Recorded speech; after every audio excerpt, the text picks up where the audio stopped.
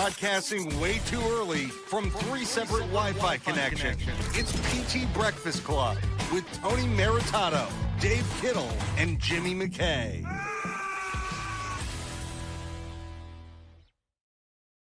Good morning, physical therapy, and anybody else listening, because your clinic Wi-Fi auto-connected by accident. Today, we're talking about 3 things that should be unrelated, but are not. An AI company just bought another AI company. They're just eating each other for a modest $285 million in the grand scheme of things. It's not $1 billion.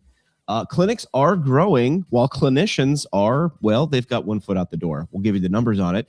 Plus, Dave wants to put a 50% money-back guarantee on patient care. And if that made you uncomfortable, good. Because today's show is about who actually has leverage in rehab right now and who doesn't. Let's get into it. Tony, step 1 on having leverage is, number 1, you got to have confidence. Our sponsor today, bringing you the show, Confidence Spray smells like certainty. Today's show is brought to you by Confidence Spray, the first aerosol confidence booster for rehab professionals. Just one spray before an eval, and suddenly you sound like you know exactly what you're doing. Available scents include New Grad Swagger, Post CE Confidence, and the #1 seller in rehab, Billing Certainty. Confidence Spray, because confidence isn't learned, it's applied in a spray. Dave's jumping in there as well. There we go. All morning. Right. I got my confidence spray on. Has nothing to do with billing, man. I don't know. It's like Axe spray. You just a little armpits, a little on the chest, and we're ready to roll. Nothing wrong with it. All right, we got to go with the big idea. I just did a little video yesterday. AI didn't kill PT. It just bought the front door. The news broke yesterday. It was everywhere. Sword Health acquires Kaia Health for $285 million. We said this. We were like, Sword's going to buy Hinge. Hinge is going to buy this. This is going to buy all these things. They're just going to buy each other till there's, this is the Highlander. There can only be one. It's consolidation, right? This is about access, correct? This is not about exercises or apps.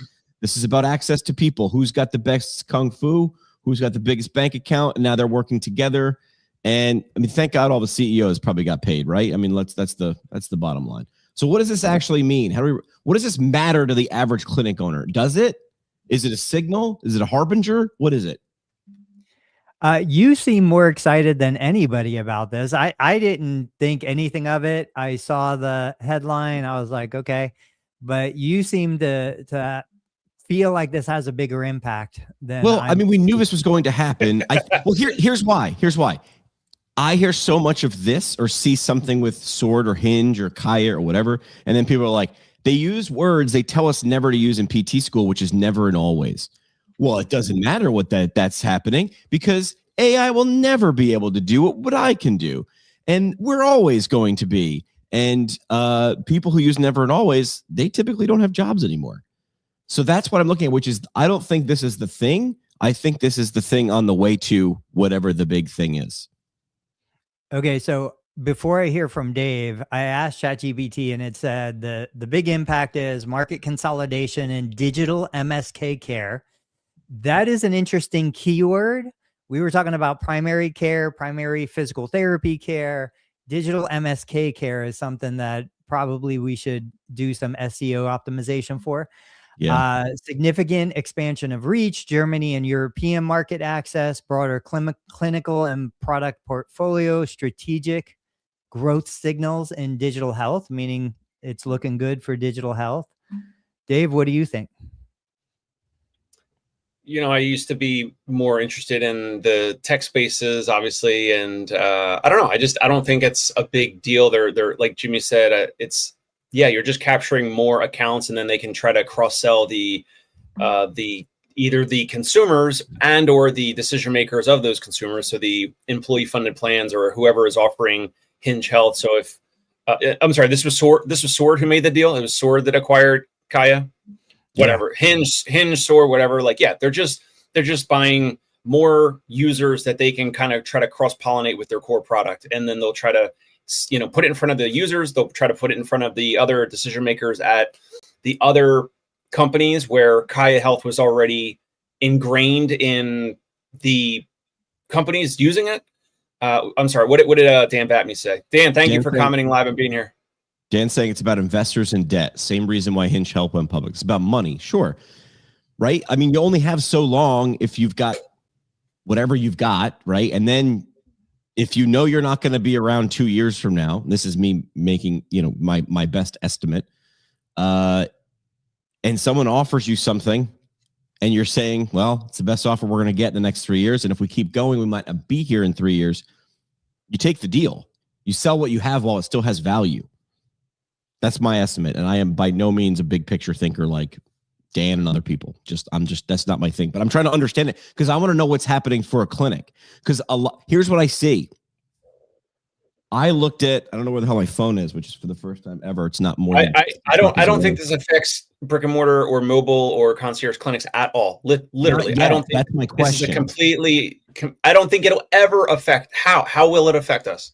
I don't. I have people that want the in-person experience. Enough people in New York City that have enough discretionary income, and I can pay my therapist competitively. And the people that pay us will laugh at this type of a platform. And then there's other people that maybe somehow they comment on Hinge Health and Sword Health's Facebook ads, and they're like, "This is cool," and this is, I get this through my employer, and it's awesome. Like, that's amazing. Like, cool. Where are you? Where are you? Where are you? This is a bell curve. Where are you? Are you in the middle? Where is my practice, or what do you mean? Where are you? Are you in the middle? Yeah, your practice in terms of average. If this is beige walls, average of what? Of using clinics, tech? In terms of usage, like where are you in terms of if this is an innovativeness bell curve? So I think I was telling you guys about the AI, recording, sales apps and that type of stuff. So I'm always an early adopter in testing things out. But in terms of our core offering of our practice, we're on the opposite side. We're on like the small end. Let me ask this a different way. Are there more PT clinics in strip malls or more clinics that like Dave is doing in New York City? There's more clinics in strip malls. Right. You're over here. I'm asking what this is going to do for them. Nothing. I don't know, man. I don't think it's going to do anything. All right. I disagree. I disagree. I agree with Dave. I agree with Dave in the sense that it's not going to affect him. It's not going to affect me.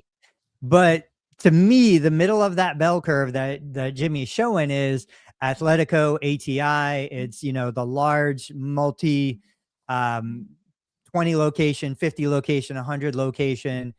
It's something like what's Kaiser Permanente. It's these big groups.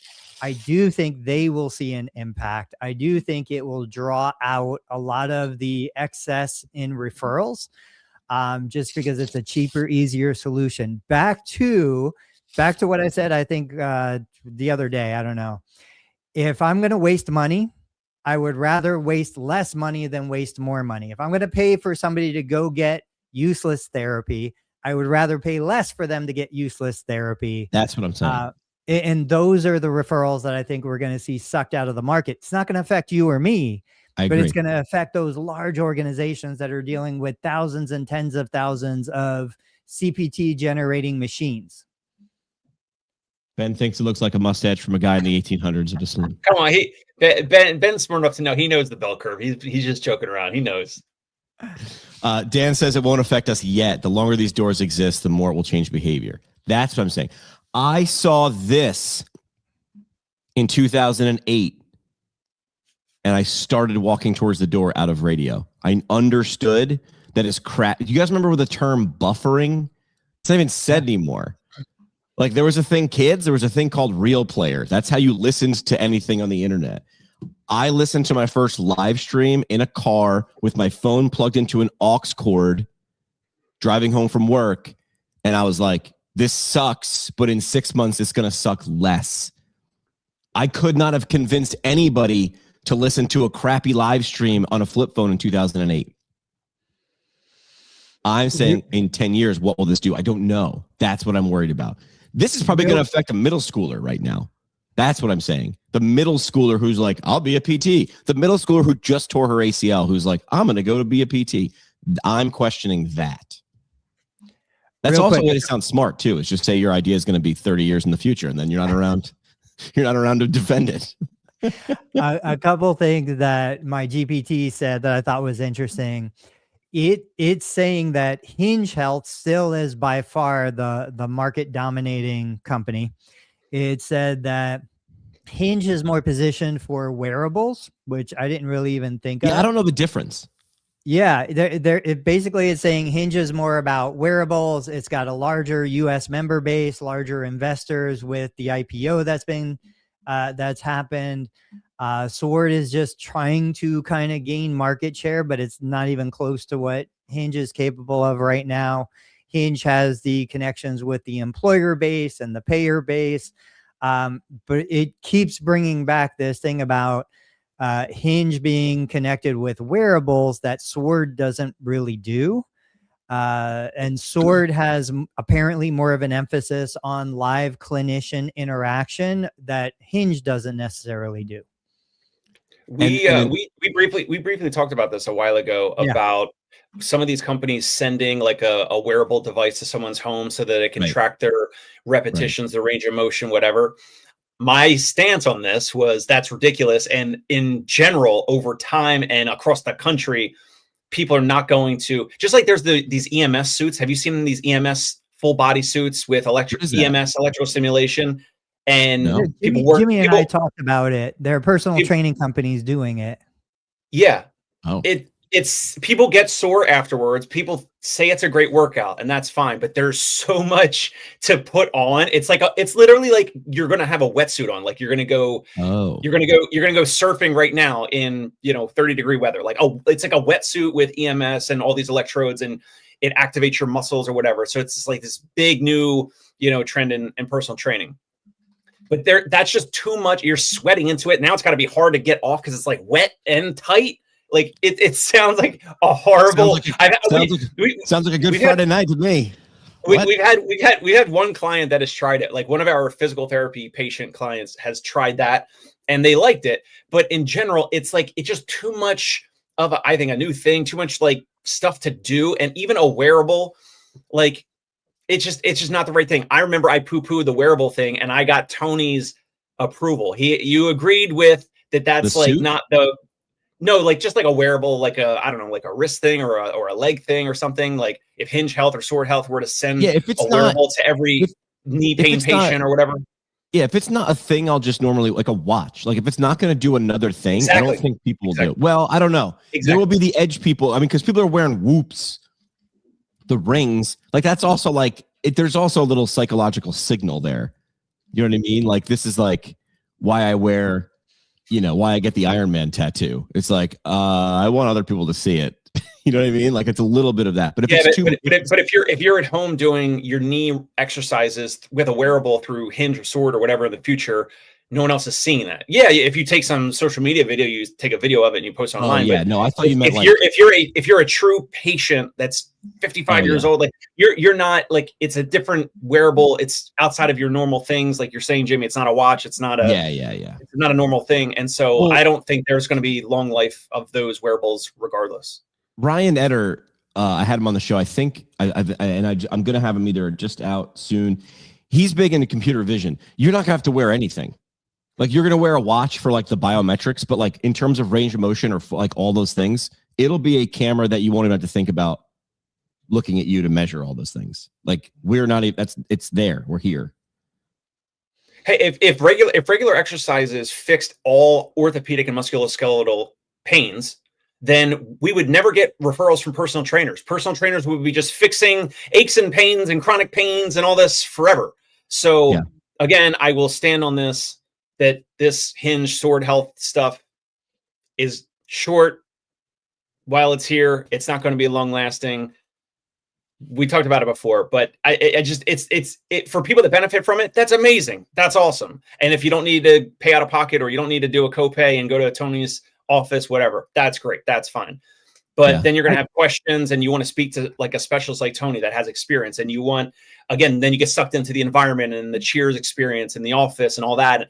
That forever, I don't care what technology improves and changes over time. The experience of either the one-on-one, what we do, or the one-to-many in Tony's office with that environment is what people will want for millennia, in my opinion, regardless of any technology.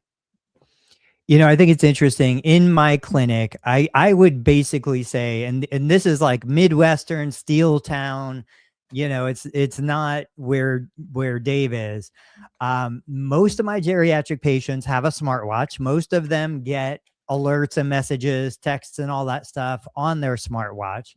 I was just looking at some numbers. So Apple, obviously the biggest smartwatch distributor, 281 million units sold as of 2024. However, Apple Watch shipments declined 19% year over year in 2024.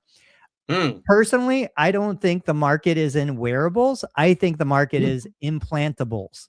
We have patients getting total knee replacements where they have the technology in the implant so that they can measure range of motion, they can measure step counts, they can measure that stuff. We have patients with the Watchman implant, pacemakers, like smart devices that are in your body. I really like, this is now getting to the point where it's not like you forget to put your smartwatch on. I never wear a watch. I hate watches. I don't wear jewelry. I don't have a necklace. I wear my ring. That's about it. But most putting it in your body, I think that's where this is going to go. Yeah. I mean, guys, look, X-Files and those sci-fi shows from back in the day. It's amazing. There was an episode. Were you guys X-Files, or am I the only? Well, let's come back. We'll come back to that for 1 second. No one's going to get implantables for normal physical therapy, though, Tony. For a surgical procedure, sure. Okay, let's say in the future, every surgical procedure, you implant something that's going to then track their range of motion or their cadence, their walking, their standing versus sitting rate, whatever. That sounds super cool. Like, that makes a ton of sense. But how many knee replacements are done in the country per year? Like a couple 100,000? Over 800,000, I believe, in the U.S. Most of my patients, which is typically overdone, like in other countries. 1,000%. But that's the thing. Like, I don't think I've seen a patient come in after their first knee replacement who didn't book their second knee replacement 6 weeks in the future. Every single one of them is coming in. I'm bone on bone. You just walked across the room fine, but yet in their mind, they're bone on bone and can't function without a second knee replacement. But that being said, like, take this through the next logical step. Okay, so we've got smart devices being implanted right now. Why wouldn't there be a knee replacement that does the exercise for me? We had continuous passive range of motion. Like, now we're going to be at the point where we put a knee replacement in that does the range of motion for you. Doesn't just measure it. You skipped ahead. I thought you were going to say implant the knee that can measure use and range of motion. And that's already there. The knees are already there that measure step count, that measure range of motion. I didn't know that. We've got that in the clinic right now. They have the app on their phone next to their electronic knee. Why not have the knee that walks for you, that does your range of motion, that stimulates the muscles, that has EMS in it, that makes you, whether you want to or not. It's going to need some really big chips from NVIDIA, and they're probably too big right now to fit inside this knee replacement. For all the stuff you're talking about, for EMS. Yeah, but those are smaller. But in terms of like an EMS and to make someone get up and move, can you imagine a patient that's like 68 years old and they're like, I don't want to move, and their knees like making them move, and they're like having to stand up, and they're like, I don't want to move, but the knee's moving anyway. What are you going in for surgery? They got to replace my my knee replace. They got to update my iOS on my knee replacement, and that's they got to do that's a hard replace. They actually got to plug in. Ben said there's a company doing this, and frankly, the data you get, it's not worth the cost yet. There we go. Ben, I'm gonna say yet. After all of that, you can get most of the same info. Unintended consequences. Absolutely. Yeah. Well, I mean, somebody in the comments section below, right? Whenever you start talking about this stuff, you start talking in logic and people respond with emotion. It's human nature. I'm guilty of this 10 times a day. People will never, AI will never, robots will never. And I just say, like, it will never replace. This is where, like, now you go the other side of the pendulum, which is like, it will never replace our hands or our minds. And I'm like, I don't know. The AI robot has entered the chat. The AI massage thing has entered the chat. I don't think it will replace things, all of those things. I'm asking how much of the mustache will it capture? It always affects the middle first. That's the financially the best place to go for, and it's the easiest place because beige painted. No, it's the innovators first, which is the smaller one side, and then the middle is like the mass, and then the other side would be the laggards. What I'm saying is the early adopters, innovators, and then the middle is the mass. Go ahead. Right. I'm saying any innovation in terms of population, who's most susceptible? It's not Dave or Tony who have innovative anything. Who's most susceptible to innovation? The PT clinic who's got beige painted walls in a strip mall who hasn't innovated in 20 years, they will feel this punch first. We're going to talk about prompts report. The clinic that's about to die will be affected by a 2% change in something like this in 3 years. You guys won't. You guys will. It's not even a speed bump. This is a gnat on your windshield. This could cripple the ones that are already circling the drain. They're the most susceptible. The ones that either have, it could be the ones that have slim profit margins and or lower perceived value from their average patient or client. That's what I'm saying. But what I was saying a second ago is like people will say like, well, it'll never be able to do this. It'll never be able to do that. And I understand that, except all it takes is 2% of anything. And that the ramifications, that maths. Why are we looking at, what is that? Wally. I mean, for decades, I assumed the future of humanity was this, but for the first time ever, I'm realizing like we've got the weight loss drugs, we've got the technology to force people to exercise whether they want to or not. We've got implantables, not just wearables. I really think we could be at a tipping point here where whether somebody wants to, I was just listening to an interview where they talked about removing memories from your head. So if you wanted to take a memory out, they could find it, they could zap it, and it's gone. Eternal Sunshine. That's a movie. It's a scary time. It's a scary time. That could fix some mental health. There might be some good, use cases. That's a movie. That's what I was going to say 10 minutes ago. There's an X-Files episode. The entire episode is shot in a sushi restaurant with Dana Scully and Fox Mulder. No humans are involved. You order with an app. It's a sushi, right? You order with an app, and then there's machines in the back, and there's a problem, of course, with Mulder's order, and then it even keyed on the tipping. How much do you want to tip? And Mulder was like, no tip, and the app was giving him crap. All that was ridiculous 10 years ago when that thing came out. It's not ridiculous anymore. Do you guys have this? The shopping cart at my supermarket right now. I'm not even that edgy. I'm not in a big city, right? I'm an hour from New York. Dave, have you seen this? No. Shopping cart. I log in with my Price Plus number, and then as I put things into the cart, I just swing it by the scanner and boop in there. And when I check out, it already knows what's in the cart. Here's the kicker. If I put something in the cart and didn't scan it, it's like we have a camera. We watch something go in that didn't scan. There's an error. We're going to have an associate come over and check that. We're there. This is in upstate New York. This is not the edge. Guys, are we going to be beaming people up? I mean, everything in Star Trek has happened. That was Nextel, right? Laser beams. We've got those things. Like, it's just time. It's time. So to Ben's point, yes, meat sacks. We've used that terminology before. I just want to be a muscly meat sack. I want muscle, not fat. I love the one line in the Matrix though, when they're like zinging each other, and he called them copper top. And I think that went over my head the first 86 times I watched it, and then I was like, oh, it's a battery. That's an Energizer battery, copper top. Oh, Duracell. Yeah, I don't imagine. I mean, this has probably been one of my biggest friction points. So Ben says even setting up your phone for computer vision can be a friction point. I agree. Like thinking that somebody is going to set up a phone and record them doing videos, and the AI is going to analyze your hip hinge and is it proper? I think that's a total waste of time. Wait. I don't see any reasonable person doing that. Oh, no. The first people will be not reasonable. These are the people who already own tonals in their house. I was talking with someone who, I love her, but was like, I think people should just, I mean, wouldn't it be great? You'd save a lot of money, just buy a tonal. And I'm like, what does a tonal cost? And I can't remember what it costs, but I remember thinking, thousands. Are you insane? What does it cost?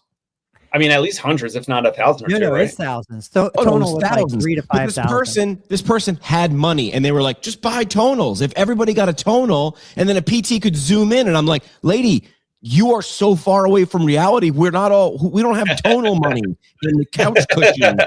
But as that goes on, that's going to get cheaper. So I think the people who have that wouldn't that be a great model, right? Instead of just doing telehealth with a phone, you zoom in on a tonal and you're staring at them, and you can okay, do this exercise, boop, and then just like the Matrix, do you know how to fly a helicopter? Now I do. Okay, do this exercise, and the tonal changes to the thing and gives the proper resistance. That's the merging that I'm waiting for. We're not there yet because tonals cost 10 grand. So, Jimmy, you had two other topics. Let's get to topic number 2.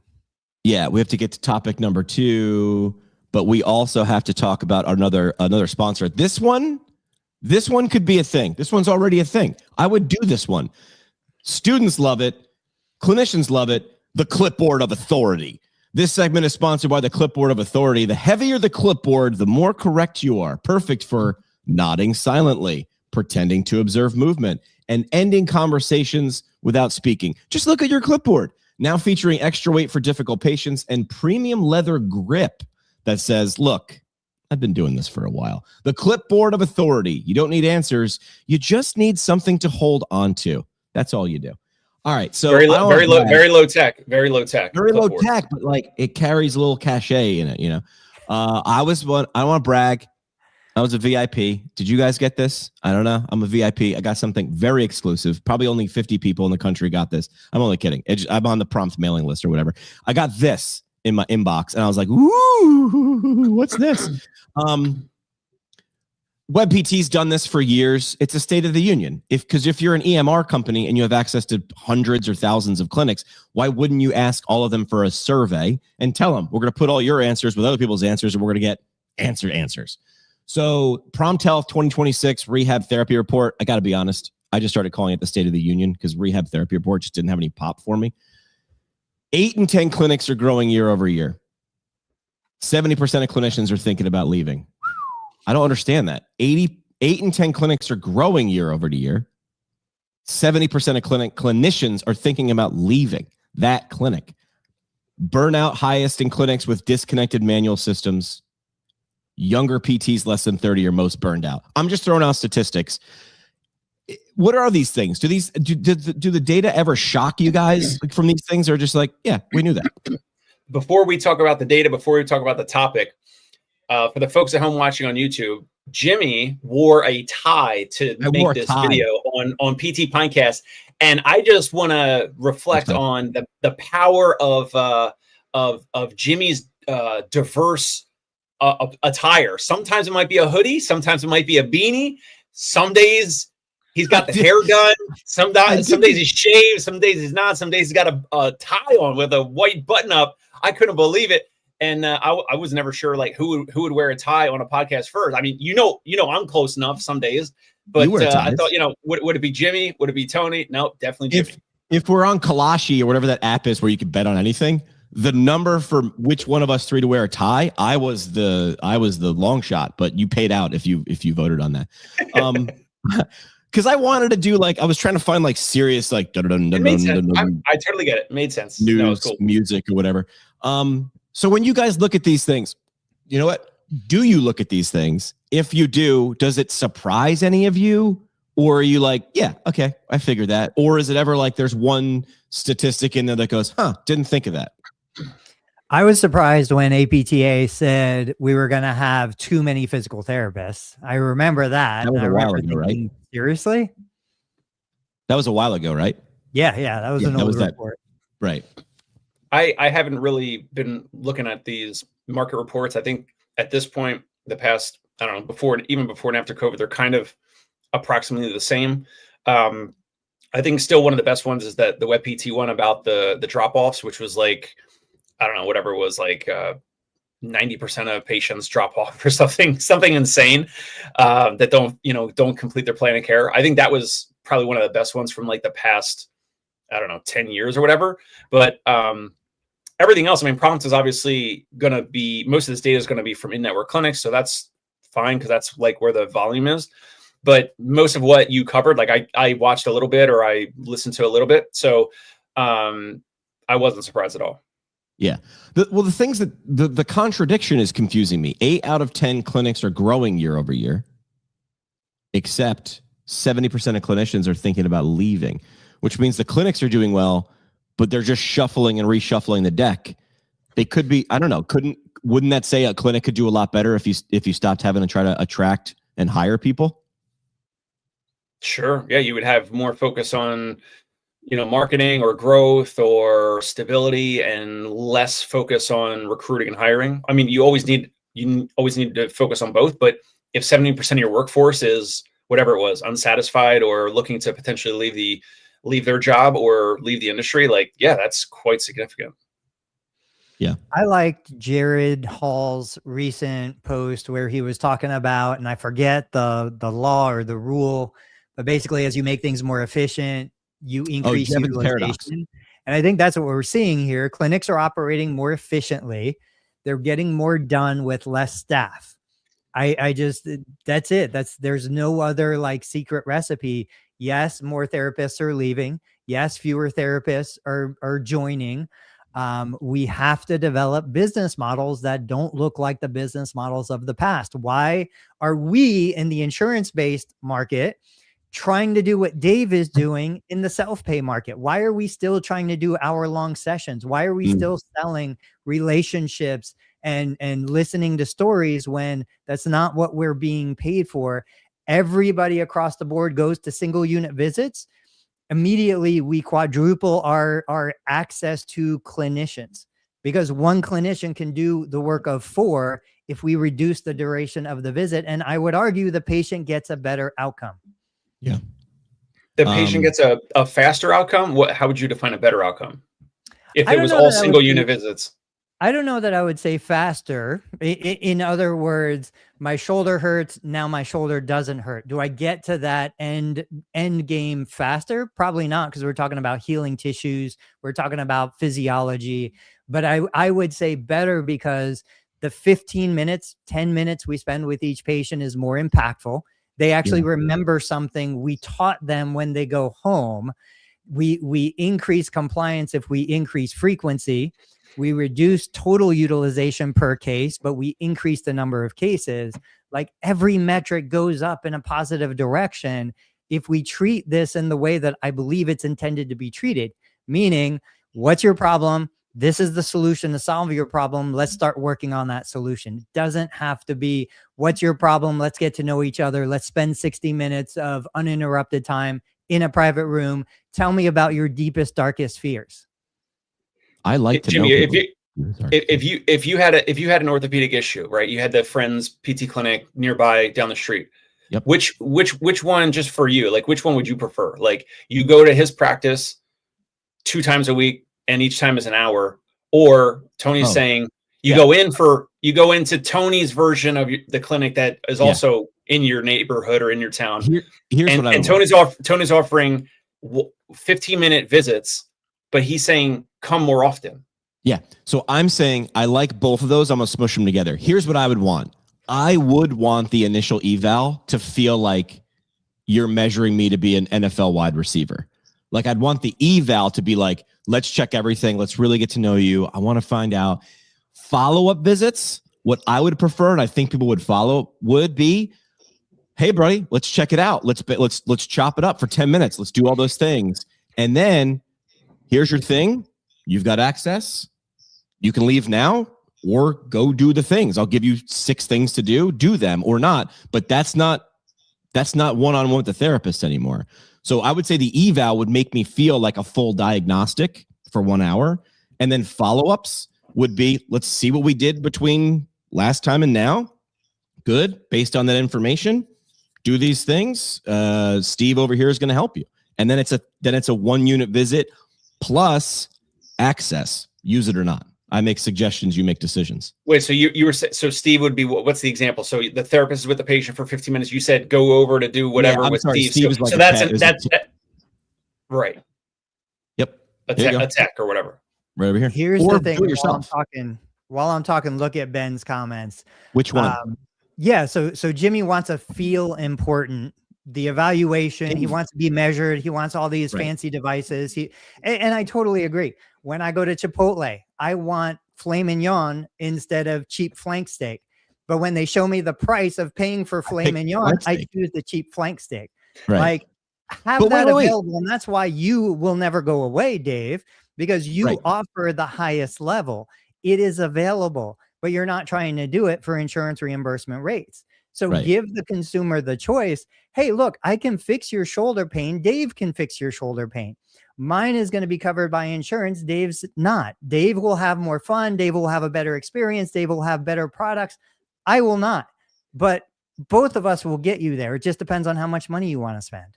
How do they want to get there? How do you want to achieve your goal? Yes. Yeah. What I would say is like to keep the feeling high or mid, 6, 7. I would do the one-on-one bougie eval, right? Like, but we do that now and we can charge for it. Like even insurance companies will say, yeah, the eval is more work. So we're going to pay X, and then subsequent visits and all the different policies are lower. I would say to keep the same perceived value, because all value is perceived value. Keep the one-on-one. Everything's about you. Let me look deep into your soul and learn everything about you. That's the eval. And follow-ups are a 1 unit plus, though. Instead of 1 unit and then, all right, here's your coat, get out. Let's do the thing. You know how this is going to change. Not me touching you. I did the thing. I did the rubbies and I did the tuggies. Rubs and tugs. And now go over there and get sweaty. What do you want me to do? What do you have? And then have access to the cryo pool and the infrared spa and the light you'd stick somewhere. Like, do whatever you want, but it's access and you don't nickel and dime them for that. I think that's how you keep your perceived value high while keeping your costs low and go more on volume. What were we saying with Ben? I'm going to pull this up. Sorry, I'll do it. All right. So Ben said, let's pause there. And this was a little earlier in the conversation. If drop-off is so high, reimbursement is so low, where are the companies like ASH who regulate PT visit utilization when the reality is PT is a rounding error? Agreed. In musculoskeletal as a whole, the cost and pain of utilization management is not needed, as most patients drop off before even hitting the $700 in billing. Why does this still exist? What does that mean? It's a rounding error. You said you agree. I don't understand what that means. Yeah, it's very small in the whole scheme of things. You look at the total cost of healthcare. You look at what we actually. $1,000 is like 10 visits compared to surgeries and anesthesia and ORs and all this other stuff. The only thing I can imagine, now I'm speaking completely out of speculation, and Ben can correct me. I would imagine these companies are coming to the payer and saying, look, it's not going to cost you anything. We'll take a percentage of what we save. And so even though it is such a tiny amount, if they come in and run their algorithms to say this patient needs 4 visits, not 36 visits, they save the insurance company. They're going to get a portion of what they save. Why wouldn't you do that? That's why I think they still exist. And then Ben said, in fact, if PT was better utilized without friction and reduction in TCOC, total cost of care in musculoskeletal as a whole goes down, putting friction in the wrong spots. And that's where a couple of weeks ago I shared it. I asked ChatGPT, I'm like, if there's all this research that says we save insurance companies money, why are we not seeing the benefit of that? And it's because most likely the insurance company business model does not benefit from what we do. If we maybe, and I don't think we actually do save the insurance company money, but if we did, they're making money in other ways. They need to spend more money, my understanding, in order to make more profit, because they're limited to a percentage of the money they spend is how much they can take as profit. So it doesn't help them to spend less. It's better for them to spend more, because then they can charge more, then they can profit more. That's the model. Yeah. This is where I love people who do advocacy, but that's not going to change it. Guys, let's be realistic. Insurance. It's not like insurance companies don't do math. They're a math company. That's all they do is math. And if we had a big enough math, they would math with us and they would go, here's more math. I'm using math as a verb and a noun. That's not it. I'm very sorry. They don't what's that line? I just used like 7 times. The Upton Sinclair. It's hard to get someone to understand something when their salary is dependent on them not understanding it. It's not even that. We're so small. It's like, oh, are you still here? Did we? Yeah. Okay. Yeah, sure. We'll give you a nickel. This will go down. Reimbursement will go down year over year. Act as if. Decide if you want to be in this. People's like, since I released that video when I went to Graham sessions last weekend, people were like, I loved it because I just sit here. They're like, well, what are you going to do about it? What's APTA going to do about it? I'm like, guys, I'm a dude in my living room. Sometimes I wear a tie. I'm not. What am I going to do about it? I'm asking you questions. The people who want complete control are also looking for people to solve it for them. And I'm like, you still have to solve it. What were we going to do yesterday? Nothing. I just held up a mirror and you're shocked at the result. I'm very sorry. That ain't it. Go ahead. Keep the conversation going. I'll be right back. Ben Gaywin saying population health principles deliver the solution cost that matches the severity and need. Yeah, not all patients need the filet mignon. They don't, and they won't buy it. Like, that's why it's a pyramid, right? What I mean by that is like what Dave does is higher end, quite literally up on the pyramid. But the pyramid, we know how pyramids are shaped.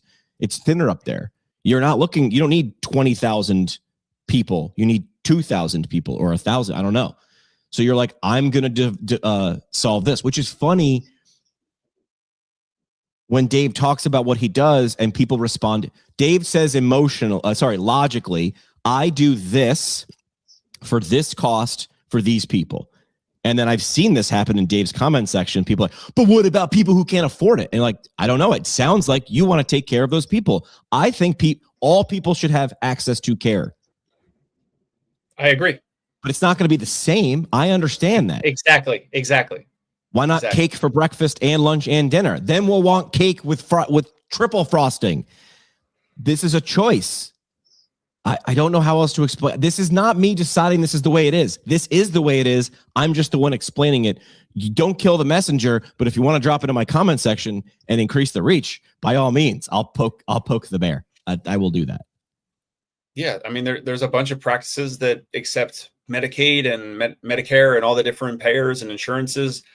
But if those patients wanted a more one-on-one experience, that clinic cannot offer that, right? But we can, but therefore we can't accept those low-paying insurances, right? So no clinic can offer everything to all consumers in terms of like each little subset, like physical therapy or whatever the other industries are.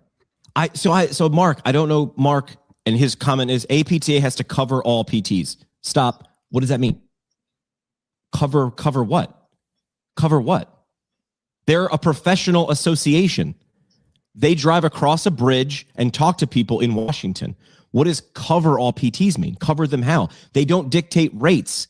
They don't dictate educational requirements. That's CAPD. They don't set tuition prices. So I know Mark. He's been on my podcast. He's got a practice on the West Coast. I think maybe he's saying that APTA is like representing all PTs, and it's hard to represent all PTs when there's different sections of PTs that like want different things and all that, yes. Right? Agreed. Here's the thing. None of those things are going to happen. They're not. It's a professional association. This is a place to hang out with people who do the same thing as you and learn what's working and what's not. Don't look at it as Big Brother. It's not. It's not Big Brother. They don't sell themselves as Big Brother. I wish they were. I wish we could just throw a bucket of money and they'd go across the river and solve things. They can't. If they lowered the reimbursement for us, that would hurt another set of PTs. Who is they? Insurance companies? If they lowered the reimbursement for us, I'm guessing inpatient PTs. Is he an inpatient PT? No, he's got an outpatient practice. So Mark, thanks for joining in live. For outpatient, that would hurt another set of PTs. Give us another comment or two, Mark, if you want to just help clarify a little bit, and we can keep rolling. Yeah. John thinks we should get Ben Gaywin on the show because for a deeper. I've threatened that. I've said, Ben, I think Yeah, Ben, he's been on my show. He's super smart. this is when you know someone has something, because I think I DM'd Ben, or maybe I did in my head, and I was like, hey, I think it was one day when one of you guys was going to be out. I was like, hey, do you want to? And he was like, oh, I don't really have anything to add. I'm like, really? Because you add a lot. Like, maybe just add it without text, without your thumbs doing the talking. I want to understand what Mark is saying, because I hear this a lot, but I'm a words guy. So when people start throwing they or cover, I'm like, cover what? Cover how? Cover who? What does that mean? I want to understand. Because I think this is an expectation and reality problem. People are like, I paid $500 for my APTA membership for a decade, and I didn't get anything for it. What did you expect to get? What was on the menu? They didn't offer that. You felt like they did, but you didn't read it. I don't think you should be an APTA member unless you understand what you're buying. And then if you don't like that, don't buy. People think I'm the biggest APTA whatever. I'm just here explaining stuff because I hear these people saying the same complaints, and I'm like, what did you expect was going to be in the box? 100% agree with Jimmy. Working on my statement. Okay. This is where a guy like Mark, I want to hear his words, because most of the time when I see that, we're agreeing. We're just using different words. Yeah. He does. Mark, I'm not taking shots. No, I'm saying, what do you mean we're by that? We're on the same page. Yeah. Ben's got the face for radio. Keep talking, my friend. I got the face for radio too. All right, let's get to this. Hold on a second. Oh gosh, these guys paid triple the rate. This is a big spender, a big sponsor. This is triple the rate. Clinical Vibes. This section brought to you by Clinical Vibes. The treatment philosophy based entirely on how it feels. By the way, all the visuals today, I used Tony's prompt. No protocols, no guidelines, just vibes. Simply ask yourself, does this feel right? If yes, document confidently from then on out. Clinical Vibes, not evidence-based, but emotionally compelling. All right. They paid triple, but did they pay in cash or vibes? They paid in vibes. They paid triple the vibes. It felt like a good deal when I signed it. I like the when Jimmy reads through the little the real advertisement. Oh, he froze when he was going to give me a compliment. What happened? I'm here. You don't hear me. Yeah. I'm here. You're good. You hear me? Yep. I'm good. Now we're back. Here. Go. So when you read through kind of the bullet points of the advertisement, from ChatGPT or wherever you got it, it's perfect. I love it. I think though, in the future, we should consider you put an ad up and Tony or I have to do the ad read completely off the cuff and make that idea. Because we never know what's coming. I don't know if the audience knows, but so you do these, you put them up. We have no idea what's coming up on the screen. No. Yeah, what I want to do. It's not going to be. The ad read will not be as good as whatever you usually read. So you know what I want to do? It could be a fun exercise. The worst part of this, and I need to adapt. The worst part is when I put the ad up, I can see your faces in the monitors, but the audience can't. And I see you reacting, and that's what I'm. So the funny thing is, I'm looking at you guys, but the audience can't see you. And when I see one of you giggle or do this, I go even harder. I go full Phil Hartman on the next line. And if I look at you guys and you guys are like, I sort of just speed through it. I'm like, I don't give a shit about this. Well, let's keep moving. All right. Anyway, Dave's going to sell certainty, not sessions. We're going to call this the 50% guarantee experiment. Dave, you run with this. Okay. Yeah. So I want your feedback. We're doing this live. This is what I would usually do with my friends or business coaches or whatever. So we're kind of $550 a visit for Saturday, Sunday, $350 per visit, Monday through Friday. That's kind of our pricing. We do take some out of insurances and all that type of stuff. But I've been reading more. I had the $100 million model, whatever money models from Alex Hormozi, and I got a bunch of stuff from Alex Hormozi. And one of the things is there's money back guarantees or there's conditional guarantees. I want to pitch this live. So let's just say Jimmy's got back pain. Jimmy's got 7 out of 10 back pain. He's got pain when he squats. And Jimmy wants to get back to, I'm just making all this up. He wants to get back to Orange Theory Fitness. He's going 3 times a week, but now he's got back pain with squatting. So Jimmy comes in, he does an evaluation with my physical therapist, Dr. Andrew. In that visit, in the first visit, he goes through the whole 1-hour comprehensive evaluation, pre-post test, all that. The pain goes from 7 out of 10 to 5 out of 10 with your deep squat. So okay, let me see a squat. And you're like, oh yeah, right there. It's 7 out of 10. And then we do some treatment, whatever the treatment is. Then, okay, let's stand back up. Let's squat again. 5 out of 10 low back pain. So you're already having a treatment preview in a short period of time, which will then help the therapist then present financing and cost and investment, all that type of stuff. So then the therapist says, all right, Jimmy, so what this, based off of this and how you're feeling, I believe that I can get this better in 12 visits. I think there's a good chance that I can help you completely overcome this. And in 12 visits from now, we'll talk about whether we're going to do once a week or twice a week or whatever. But with 12 visits, as well as some things for you to do at home, I'm going to get you back to Orange Theory. So I'm selling your goal. I'm selling the outcome, the transformation, the result of what you want, which is getting back to Orange Theory. And what we're going to do is to get you there. What it's going to cost is $4,200. And so I'm at this multiplying. So 350 times 12 is $4,200. And you're going to be like, oh my gosh, that's a lot. And I wanted to use my insurance and all the normal objections that we hear. And that's more than I thought it would be. And I got to speak with my spouse and I got to think about it and sleep overnight on it and get back to you and let me think about it and all that type of stuff. And then we would say, okay, well, we want to nail down, is it just price? And let's just say if it is just price, it's literally like you're fearful of paying something and not getting the outcome. You're afraid of paying for something and it not working, right? So then you feel like, you feel bad about yourself. You feel like you made the wrong decision. So then we say, hey, Jimmy, if we do not get you back to Orange Theory in these 12 visits, and we could do video and we're going to make it objective and measurable as much as possible in terms of like squat depth, or we want to just try to make it as objective as possible. And you have to do some check-ins along the way in terms of showing us some exercises that you've done or whatever it is along the way. So you have to hit some checkpoints along this 12 visit process. If you're not paying free by the 12th visit, you get half your money back, or we'll continue to work with you until we get you back to Orange Theory. And then there'll be some terms and a little bit of fine print about what that would be. Is it going to be like the full normal visits, or is it also remote coaching, remote programming, whatever? But there's a couple things for me to iron out there. But it would basically be like, now it's not 100% money back guarantee, Jimmy, because we're going to do our side. Like we're bringing our A game every single day, and we need to make sure. So like we can't refund that because it's like a service-based business. So I can't refund 100% of your money.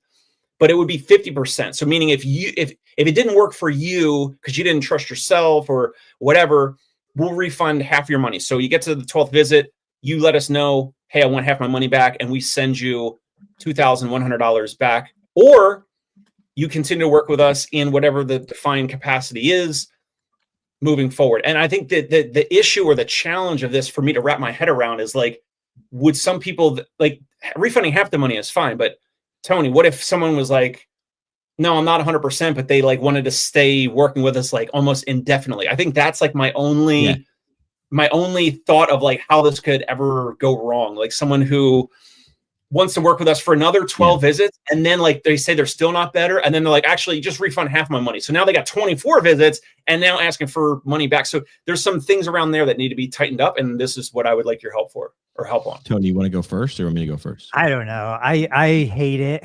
I just don't like it. I think about so many professional services. I think about like attorneys, you're indicted for something, whatever, like the attorney is not going to give you 50% back if you go to jail. There's just so many things like that. I feel like this makes it too much about the money. And if we're coming down to, and I shared the risk reversal definition, like, I just think we're focused on the wrong thing. And I for you and what you do and how you do it, I'm just not a fan of this kind of interaction. Yeah, I like it. Here's why. But there's going to be an asterisk everywhere. There needs to be specific and asterisks. Here's what I mean. Number one, this is not for everybody. You tell your staff, define who this is for. This is for the person who that's their primary objection. Like, what are you afraid of? I'm afraid of if I do it and I spend this money and I don't get it. Okay, then you pull this out. It's holstered. It's not on your website. This is not. Listen, this is where I call the look around. When you pitch this, when your clinician pitches this, they do this. Listen, I'm not supposed to do this, but I'm pretty confident. Don't say pretty. I'm confident we can do this. Here's what it looks like. What I don't like is pain-free, because you can't see, or that is a symptom, not a sign. I would go with signs. Can you show me that you've done this? Because like they're going to go, yeah, I'm not 100%. I'm 98%. It's like, dude. So just be specific along the way. If then, like now act like a lawyer. So what we're saying is, listen, if you do all these things and it doesn't happen, then my plan failed. But are you the part that fit? Did you not do it? Then how is that my fault? Right? This is where when I first heard of value-based care, I was like, dude, that sounds like a huge risk. Like we signed on, but you didn't do it. And I lost money, but I did my thing. This is where like I will never do affiliate deals for podcast sponsors. So I definitely talked about your product for 100 days and you might pay me for some of that. Like I definitely build a show every day and you might pay me. My job is to get them to know about your product, not to make them buy it. That's a human thing. Your job is to give them the plan. Their job is to do it. So I like this. I think you're 98% of the way there. I actually think you need less. I don't think you need to add to that. I just think you need to like put the specifics. Yeah. All of health. Ben is saying all of healthcare should be like this. You can't put a cap on the time duration if going to the out. This is why we need you in the room, Ben, because I'm reading. Well, I thought he just said 6 months, but then he said you can't put a cap on time. Give like a rate. Oh, I think what he's saying. Now I'm channeling Ben. Like, hey, listen, then I'll give you the money back, or you can continue. Is your goal still to get to Orange Theory? Yeah. All right, then we'll continue to work together until you get there. Maybe we're just 85% of the way there. So let's work together. I'll continue to work together with you. I'll give you the money back now and we walk away, or we continue to work together for 6 months to get you there at no additional cost. Yeah, this is what I was going to say. This is a risk contract. You agree to the KPI that are realistic to show you have done your part. But in case the patient hasn't done theirs, there needs to be a way to track it. It doesn't need to be like a thing that you do in the courtroom. And here's they'd have to like, I don't know. It could be like they have to video record them doing their HEP. Yeah, I don't know. Like three days a week or something, which would cause more. It would be more work for the patient. But if you could document those videos and then you look back when they go and you're like, well, you only did. This is where I agree. This is where I don't like it with Tony, which is not for everybody. And now you guys are like splitting hairs and you're arguing with the person you're supposed to be helping. This is where I don't like it. But I will say lawyers do this. Lawyers do take on cases like in disability claims and they say, I will work for you for free if we win, because they know the case is huge, though. That's the difference. Yeah. And if I win, I get 30%. And you're like, 30%, that'll be hundreds. And you're like, or you could just pay me along the way. Which do you want? That's where I don't like this on your website, but I would like it if you're like, first you got to decide who is this right for? And then do that. Do it as a test. But first, the hard part is defining who it's right for, who it's not. I think it's more important to decide who it's not for. And then what does it look like? That's realistic. Videotaping my workouts, I would never do that. I would just be like, okay, this is like if you don't like the food, but you ate 80% of it and you send it back. It's like, I looked like you like it, Chief. Like, I don't know what to you didn't like it? You ate most of it. What do you want me to do with it? I made the food. You looked at the menu. You ordered it. I like this idea. This is a psychological thing. I think the amount of people that will actually push back on you or ever ask for their money back is terribly low. Right. So then it would help with conversions on the front end, that's the whole point. I don't know. I think the advantage to being a small business like this is we don't need large volumes. I don't disagree there either. You know, I feel like this is a hard road to try and convert a couple of potential clients that you, with sales and all the other stuff you understand, you could do it a different way. How many do you think you have? Let's say you have 100 patients. How many would you need to give this to push them over the edge to jump in and go with you? Is this the exception or the rule? It's not the rule, because you wouldn't be in business if this was the rule. So because right now we're predominantly visit by visit. Now I have sold some packages. Oh, I see what you mean.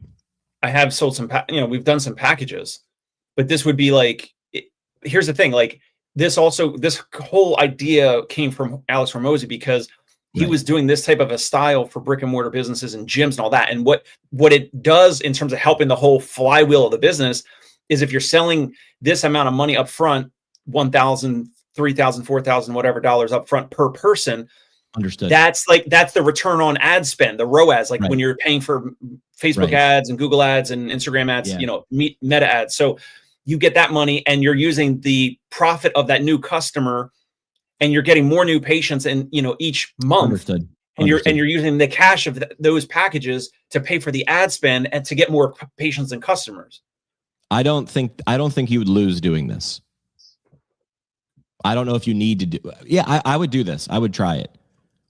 All right, we're almost at time. We got to do parting shots. But before we do, I want to make sure we don't lose money here. Our sponsor, what do you guys think this is? What do you think they sell? Up next is progress notes. If it exists, it probably happened. You can do things better. Write it in paper and pen, or like the old 10 commandments. You could chisel it as well, but progress notes, just write it and do it better. Yes. Progress, close. It's a regular notebook that somehow counts as documentation. You write whatever you want, whatever you remember, in handwriting no one can read. Now it comes with coffee stains for authenticity and random page that just says better. Yeah, I got to dig into the details better of the progress notes. If it exists, it probably happened. This just backs you up. This is a record of nothing. That's what progress notes is. All right, parting shots. Parting shots. Implantable, not wearable. That's the future of PT. Tony wants to be inside you. Keep going, Dave. Parting shot.